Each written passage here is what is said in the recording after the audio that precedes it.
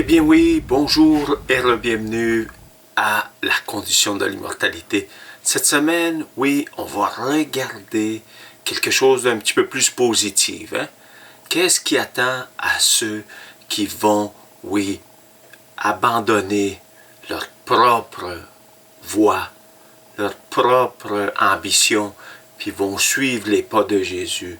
Qu'est-ce qu'ils vont avoir comme récompense? Qui vont juste avoir, oui, la vie éternelle dans une place très haut dans le ciel, en train de manger des bagels puis du cream cheese pendant des millions d'années, ou on va avoir, oui, une nouvelle mission, on va avoir une place, oui, avec, oui, les fils de Dieu. Qui sont les fils de Dieu? On va regarder cet aspect-là. Et aussi, oui, que représente, oui, cette place, cette nouvelle Jérusalem, à quoi ça ressemble. Parce que c'est un peu ça qui nous décrit la parole de Dieu, au chapitre 21 du livre d'Apocalypse, qu'on va habiter dans une nouvelle terre et de nouveaux cieux, et que oui, qu'il y a la nouvelle Jérusalem, cette place, cette ville qui nous est réservée à tous ceux qui vont prendre part à l'évangile de Jésus, l'immortalité, ceux qui vont être, oui, écrits, ceux qui vont avoir leur nom écrit dans le livre de la vie. Et c'est un peu le retour dans l'Éden, une place, oui, pour tous ceux qui sont saints, qui vont pratiquer la sainteté, qui vont se mettre à part pour faire la volonté de Dieu sur cette terre. Et comme récompense, on va hériter de la nouvelle Jérusalem. Et oui, je crois que la parole de Dieu nous dit que de là, on va gouverner une nouvelle terre et un nouveau cieux. Et oui, je crois qu'on va avoir à gouverner toute une nouvelle création que le Seigneur, Dieu l'Éternel, va nous donner comme, je dirais, à gouverner, à diriger, oui, à travers, oui, ses commandements. C'est lui qui va vraiment tout contrôler, mais il va nous laisser participer d'une façon ou d'une autre. Et on va voir certains versets qui nous donnent ces idées-là. Qu'est-ce que je vais vous dire aujourd'hui? Les idées que je vais sortir sont bibliques. Vous savez qu'à chaque semaine, je montre beaucoup de passages bibliques parce que je veux, oui, que qu'est-ce que je dis soit aussi, oui, qui a à voir un petit peu avec la parole de Dieu. Pas juste un peu mes impressions puis mes hypothèses, mais qui soit fondé sur la parole de Dieu. Et on va commencer aussi, oui, on va commencer avec la première chose qu'on doit être déjà prêt à connaître. Là-bas, on n'aura pas de mariage. On ne va pas avoir à tomber en amour parce qu'on va déjà être en amour avec non seulement Dieu qui va être là parmi nous, mais on va être en amour, disons, avec tout le monde. On va être dans une utopie excellente. On n'aura pas vraiment besoin de chercher l'amour parce que l'amour, la grandeur de l'amour de Dieu va nous accompagner à chaque jour. Et on n'aura pas vraiment besoin de se sentir aimé, mais plutôt d'avoir des millions d'années pour connaître du monde, puis oui, côtoyer avec eux autres et aussi travailler pour le Seigneur. On va commencer par le chapitre 20 de l'évangile de Luc. On sait qu'on demande à Jésus, qu'est-ce qui se passe? De quel mari va hériter cette femme qui s'est mariée 7 fois? Qu'est-ce qui va se passer une fois à la résurrection?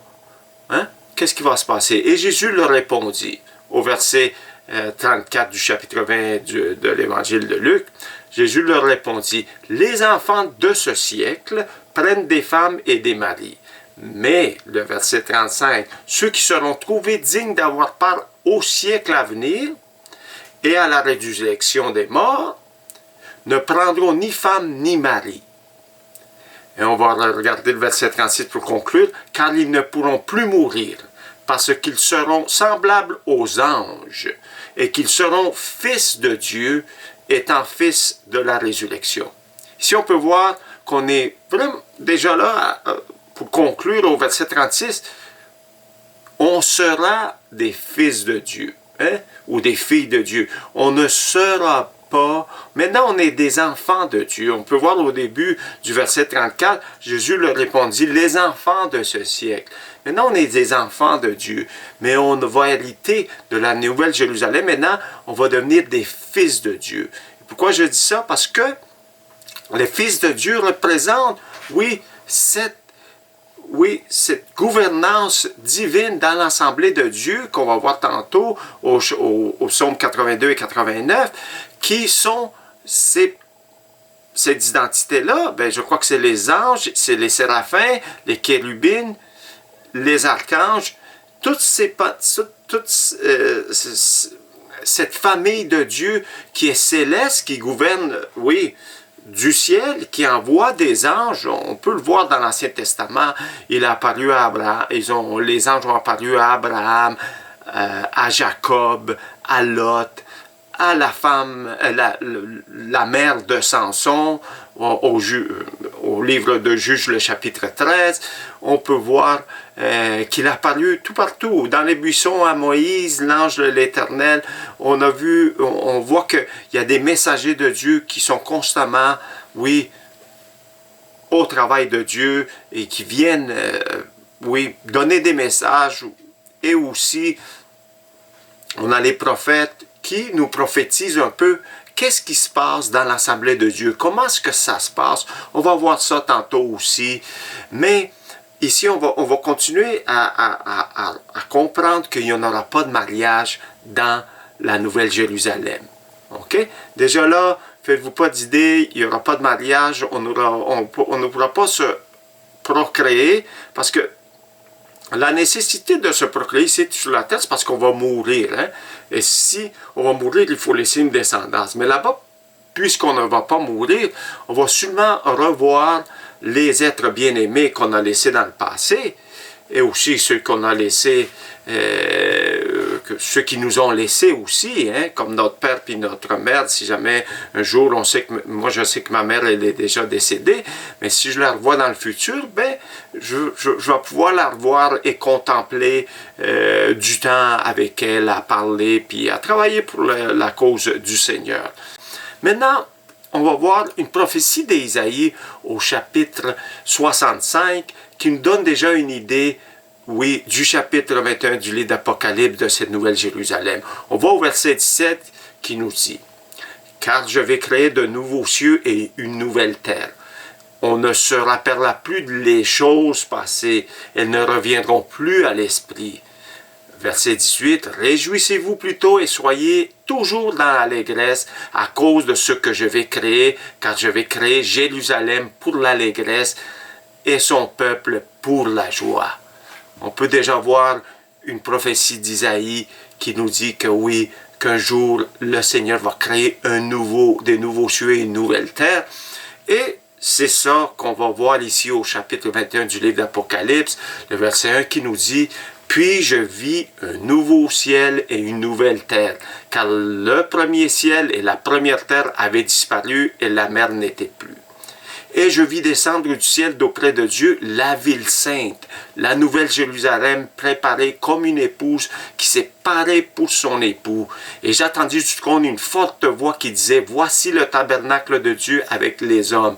Il habitera avec eux et ils seront son peuple et Dieu lui-même sera avec eux. Il essuiera toute larme de leurs yeux et la mort ne sera plus, et il n'y aura plus ni deuil, ni cri, ni douleur, car les premières choses ont disparu. » On peut voir des illusions à Isaïe, les premières choses ont disparu, toute mémoire du passé va rester, on ne se rappellera plus de ça, on va être dans une nouvelle dimension, un nouveau futur qui nous attend. On n'aura pas le temps de penser à qu'est-ce qu'on a laissé derrière dans notre vie antérieure, mais on va se consacrer à cette nouvelle, on va se réjouir, oui, réjouissez-vous, oui, et enfants de Jérusalem, on peut voir ici, réjouissez-vous plutôt, soyez toujours dans la grâce à cause de ce qu'il a créé. Je vais créer Jérusalem pour l'allégresse et son peuple pour la joie. On va être dans la joie, son peuple va être dans la joie à cause du nouveau monde qui nous attend. Et comme on va gouverner, de où? De la ville sainte, c'est Jérusalem de Dieu. On sait que l'idée principale ici, c'est qu'on va voir comme des quartiers généraux. Ces quartiers généraux vont être dans cette ville de Jérusalem. Et c'est de là qu'on va gouverner cette nouvelle terre et ces nouveaux cieux. On va voir, même avoir, qui sait si la lune va être là.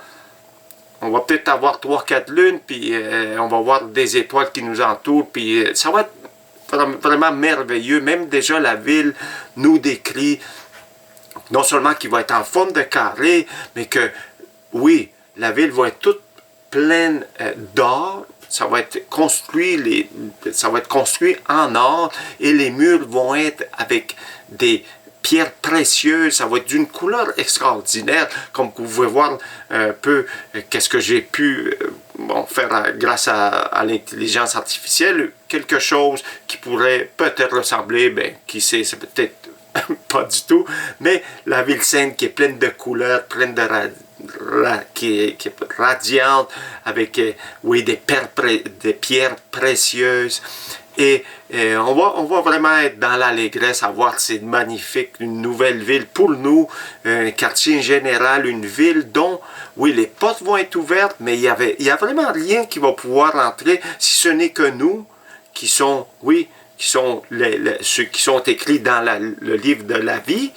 Et pourquoi? Parce qu'on va sortir de la ville puis gouverner le reste de la nouvelle terre, comme qu'on va voir un petit peu plus loin dans le chapitre 21 du livre d'Apocalypse. Mais ici, oui, on va regarder aussi, oui, cette nouvelle terre, cette ville. On peut voir que le verset 2 nous dit, je vis descendre du ciel d'auprès de Dieu la ville sainte, la nouvelle Jérusalem. Ça veut dire, la nouvelle Jérusalem de Dieu, oui, c'est une ville dans la terre.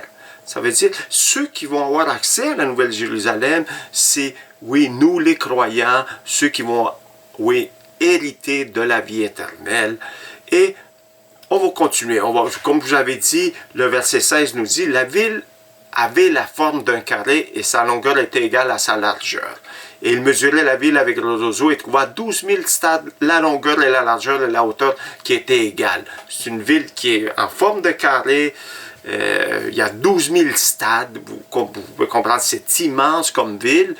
Mais on peut voir ici que dans cette ville qu'on va habiter, on va être éclairé par la présence de Dieu. On peut voir le verset 23, la ville n'a besoin ni de soleil ni de la lune pour l'éclairer, car la gloire de Dieu l'éclaire et l'agneau est son flambeau. On peut voir le verset 24, des nations marcheront à sa lumière et les rois de la terre y apporteront leur gloire. On peut voir que les nations marcheront dans sa lumière. Dans la terre, il va y avoir des nations, il va y avoir des rois qui vont gouverner le reste de la terre. Mais nous, on va être comme les piliers de cette nouvelle terre. Donc, on va hériter, donc on va gouverner. Et il va y avoir, oui, des autres personnes qui vont habiter dans cette nouvelle terre. C'est un peu des petits indices que la parole de Dieu nous donne. Et on peut voir le verset 24, « Ces portes ne se fermeront point le jour, car il n'y aura point de nuit. » Les portes ne vont pas se fermer, ils vont rester toujours ouverts, on va pouvoir sortir et rentrer seulement ceux qui sont écrits dans le livre du livre de la vie. On va voir un petit peu plus loin. On y apportera la gloire et l'honneur des nations. On va apporter ça. On va apporter qu'est-ce qui se passe dans la ville, comment est-ce que ça se déroule. Il n'entrera chez elle ni de souille, ni personne qui se livre à l'abomination ou au mensonge. Il n'entrera pas ceux qui sont... Et il n'entrera que ceux qui sont écrits dans le livre de vie de l'agneau. On peut voir, c'est juste eux qui vont entrer, mais il va y avoir d'autres mondes dans cette terre-là. Et qu'est-ce que je pourrais retirer en conclusion de tout ce qu'on vient de lire? On ne sait pas qui va habiter dans cette terre-là, si ce n'est que d'autres, un nouveau monde, des nouvelles créatures, des nouvelles humains, je crois, ou ceux qui ont eu, disons peut-être, je laisse un espace gris, ça se pourrait, le Seigneur va avoir quand même de la miséricorde pour ceux qui n'ont pas reçu l'appel du salut, mais qui ont, oui, vécu une vie assez juste dans la terre pour que le Seigneur ne donne pas accès à l'étang de feu, ne les détruit pas, mais leur donne une seconde chance. Je spécule, là. Je sais que la parole de Dieu ne nous dit pas ça, mais je spécule. Qui va vivre dans cette nouvelle terre si ce n'est que les gens qui n'ont pas connu l'Évangile, mais qui ont essayé de vivre.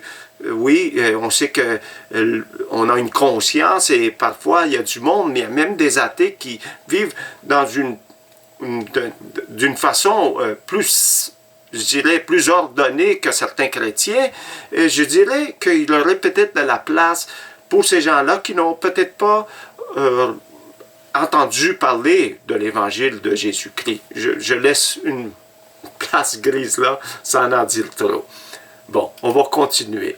On va voir que, pour mettre un petit peu plus, oui, de fondement dans qu'est-ce que je dis ici, un petit peu plus de profondeur à qu'est-ce que je suis en train de vous expliquer, on peut voir la première de Corinthiens, le chapitre 6, qui nous dit, oui, l'apôtre Paul nous dit, ne savez-vous pas que nous jugerons les anges et nous ne jugerons pas en plus forte raison les choses de cette vie.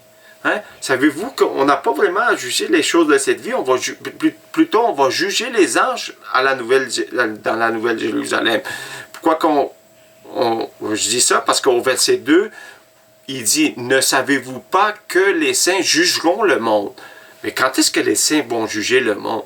Si ce n'est qu'à dans cette nouvelle Jérusalem, qu'est-ce qui nous attend dans le futur. Hein? On est en train de poser la question, ne savez-vous pas que les saints, nous les saints, ceux qui sont bien à part pour le Seigneur, on va juger le monde. Quel monde? Bien, ce nouveau monde, je dirais. Hein? On peut voir un petit peu plus loin aussi le psaume 82. On peut voir, parce que tout à l'heure, on regardait, hein, on va devenir des fils de Dieu. Ces fils de Dieu-là, qui sont ces fils de Dieu dans l'Ancien Testament? Bien, on va voir le psaume 82 qui nous dit « Dieu se tient dans l'assemblée de Dieu. Il juge au milieu des dieux, des Elohim. » Si on regarde qu'est-ce qui est utilisé comme langage hébraïque, c'est des Elohim. « Jusqu'à quand jugerez-vous avec iniquité et aurez-vous égard à la personne des méchants? » Un petit peu plus loin, il continue, oui. Le psaume 82 nous dit « Ils n'ont ni à savoir ni intelligence, ils marchent dans les ténèbres, tous les fondements de la terre sont ébranlés. J'avais dit, vous êtes des dieux, vous êtes tous des fils du Très-Haut. » On peut voir des fils du Très-Haut, vous êtes tous des fils du Très-Haut. Cependant, vous mourrez comme des hommes, vous tomberez comme un prince quelconque. On peut voir ici que, oui, Dieu est en train de dire, vous, les anges, oui, qui vous avez désobéi, que vous avez, oui, essayé de mettre des ténèbres dans la terre, mal conseillé tout le monde. On sait qu'on est, oui, on est habité par des mauvais esprits, des mauvais conseillers. Parfois, on dit, il y a quelqu'un qui est possédé d'un démon. Bien, c'est ce langage-là qu'on voit dans le Nouveau Testament, que le Seigneur Jésus chassait des démons. Pourquoi? C'est ces démons-là qui ont désobéi. Et ici, la conclusion du verset 7, « Cependant, vous allez mourir comme des hommes. » Ça veut dire ici, on parle que, oui, le Seigneur est dans l'assemblée des dieux, qu'on peut voir le verset 1. Dieu se tient dans l'assemblée de Dieu. Dans cette assemblée-là, il y a eu des anges qui ont désobéi. Ils ont, oui, amené de l'iniquité. Ils ont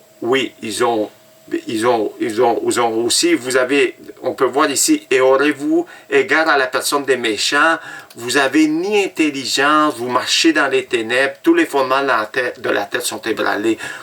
Qu'est-ce qui ont provoqué les anges qui ont désobéi? Ils ont mis les ténèbres dans la terre et toutes les choses sont ébranlées dans la terre. Ébranlées, il y a le chaos dans la terre à cause des anges qui ont désobéi.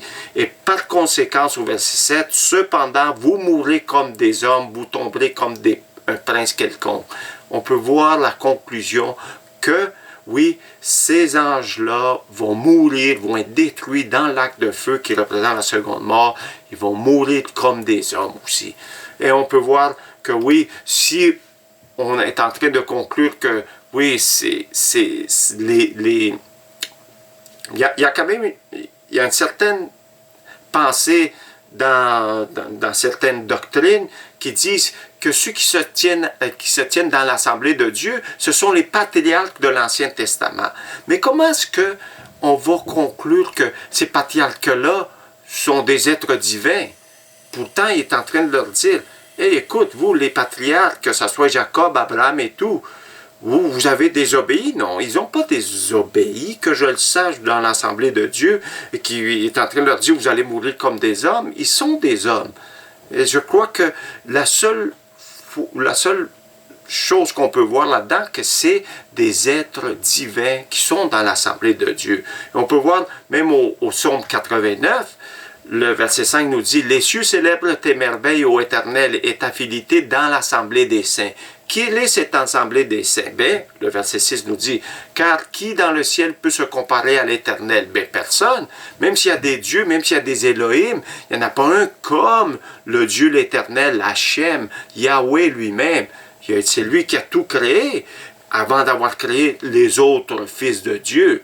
Ça veut dire, ces fils de Dieu, c'est des fils d'Élohim, ça devient des petits Élohim, des petits dieux, je dirais, mais ce n'est pas le Dieu, le seul et unique, dont nous autres on prête allégeance, on croit juste à un seul Dieu. Je ne crois pas à mille et un dieux, je crois qu'il y a un seul Dieu qui est tout-puissant, qui a tout créé, mais il a créé des fils de Dieu, c'est ces anges-là qui sont appelés des dieux, je dirais, dans qu'est-ce qu'on réfère ici. Car le verset 6, car qui dans le ciel peut se comparer à l'Éternel, qui est semblable à toi parmi les fils de Dieu? Il n'y a personne de semblable à l'Éternel. Dieu est terrible dans la grande assemblée des saints. Il est redoutable pour tous ceux qui l'entourent. On peut voir ici que Dieu est terrible, il est magnificent, il n'y a personne qui peut se comparer à lui, il est tout-puissant. Ça veut dire, oui, on voit ici encore une connotation, les fils de Dieu au verset 6, qui sont ces fils de Dieu, si ce n'est que, oui, c'est cette assemblée d'anges qui sont, oui, à l'écoute de Dieu et qui sont là pour servir Dieu. On peut voir, pour essayer de conclure un petit peu tout, qu'est-ce qui va se passer dans la Nouvelle Jérusalem? Bien, le Seigneur Jésus va nous donner des choses à faire et on va même pouvoir, donner en quelque sorte des idées à Dieu, même s'il n'y a pas besoin d'idées, mais il veut qu'on participe. Et on peut voir une illusion, on peut voir quelque chose qui s'est passé, dans l'Assemblée des dieux, au chapitre 22 de la première des rois.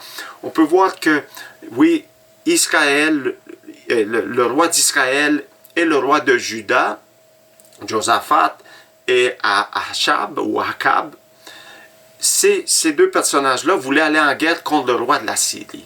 Et qu'est-ce qui est arrivé? Ben, ils voulaient s'assurer, qu'ils étaient entre bonnes mains et que Dieu était d'accord avec ce qu'il allait faire, qu'il allait aller en guerre contre le roi de la Syrie. Mais, il y avait ces prophètes qui leur disaient toujours, allez-y, vous allez être capable de vaincre et tout va aller bien. Mais pourtant, je crois que ces deux rois-là ne faisaient pas trop confiance à leur prophète parce qu'ils disaient toujours qu'est-ce qu'ils voulaient entendre.